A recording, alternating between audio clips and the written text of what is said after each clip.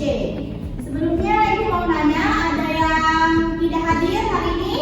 Hadir semua. Hadir semua. Baik. Jadi hari ini kita akan belajar tentang fenomena alam. Oke. Kalian sudah agak lama ya tinggal di Indonesia ya. Jadi Ibu mau nanya nih, akhir-akhir ini fenomena alam apa yang sedang viral atau sedang marak terjadi di Indonesia? Banjir. Oke, banjir, tanah longsor ya, tepatnya ada di daerah Sumatera. Oke, hari ini tujuan pembelajaran kita yang pertama adalah menganalisis hubungan sebab akibat dalam fenomena alam banjir bandang di Sumatera Barat. Kemudian memahami struktur teks eksplanasi dan target utama kalian mampu menulis teks eksplanasi yang berkaitan dengan fenomena alam. Lanjut, di sini Ibu meminta satu orang untuk membaca ke depan. Esti, boleh untuk membantu Ibu membaca teks eksplanasi yang membahas tentang fenomena alam ini ke depan, dan teman-temannya dibantu untuk menyimak.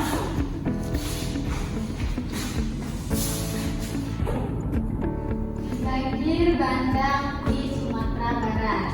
Banjir bandang yang disertai tanah longsor merupakan salah satu fenomena alam yang rutin melanda beberapa wilayah di Indonesia, dan baru-baru ini terjadi dengan intensitas yang sangat tinggi di berbagai daerah di Sumatera Barat, terutama di Kabupaten Agam dan Tanah Datar. Kejadian ini tidak hanya merusak infrastruktur dan menelan korban jiwa, tetapi juga memutus akses transportasi yang secara signifikan menghambat upaya mitigasi dan distribusi bantuan logistik. Fenomena ini adalah hasil dari kombinasi dua faktor utama, faktor alamiah dan juga faktor antropogenik, yaitu aktivitas manusia.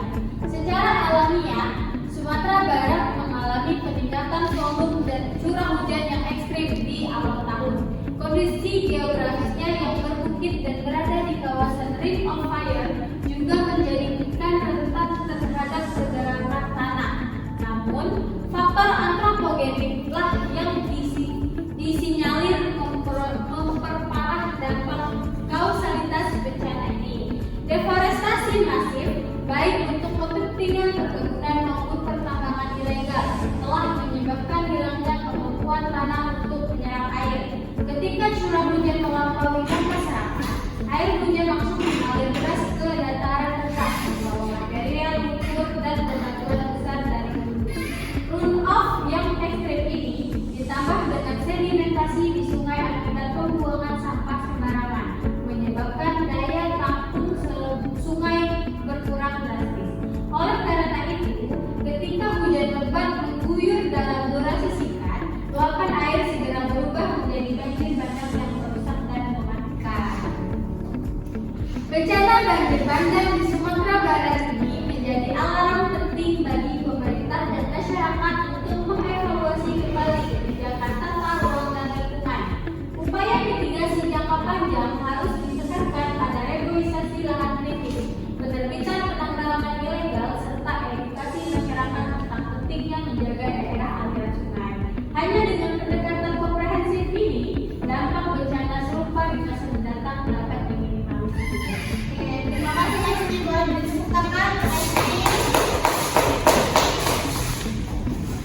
Nah, jadi tadi merupakan teks eksplorasi yang membahas tentang fenomena alam, yaitu fenomena banjir. Dan di sini Ibu sudah mencantumkan fotonya. Ini adalah kondisi terkini banjir yang ada di Sumatera Barat. Nah, selanjutnya Ibu mau nanya nih, dari teks yang dibaca oleh temannya tadi, apa penyebab utama banjir? Yang alamiah dan antropogenik, tadi ada apa?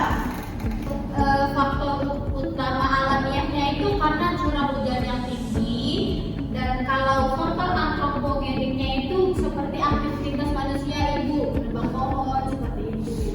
Ya, benar sekali ya. Jadi penyebab utama banjir atau fenomena alam yang tadi dijelaskan itu ada dua.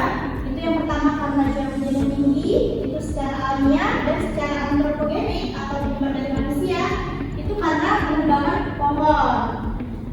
kedua, apa yang menjadi akibat dari deforestasi? Jadi setelah terjadinya bencana itu tadi, apa nih akibat yang dialami oleh daerah Sumatera Barat? Kita lihat saja dari gambar ini. Coba yang belakang. Yang belakang, ayo. Banjir, rumah terendam. Banjir, rumah terendam. Kemudian tanah longsor. Oke. Jadi dari penjelasan tadi itu ada beberapa kosakata baru ya. Kalau dicatat itu ada mitigasi. Nah, mitigasi itu ada tindakan mengurangi dampak bencana, yaitu penanganan sebelum bencana terjadi. Yang kedua yaitu logistik, pengadaan, perawatan, distribusi, dan penyediaan stok bahan. Antropogenik tadi apa? Aktivitas yang disebabkan oleh Manusia.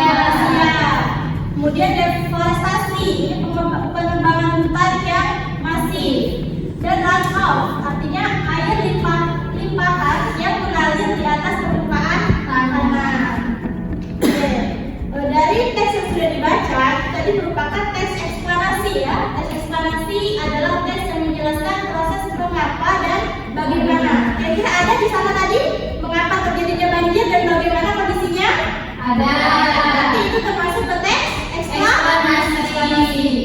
Nah, strukturnya terbagi menjadi 3. Yang pertama adalah pernyataan umum, yang kedua urutan sebab akibat, dan yang terakhir adalah interpretasi atau bentuk dari teks eksplanasi tersebut. Nah, di sini dari struktur yang pertama tadi ada apa?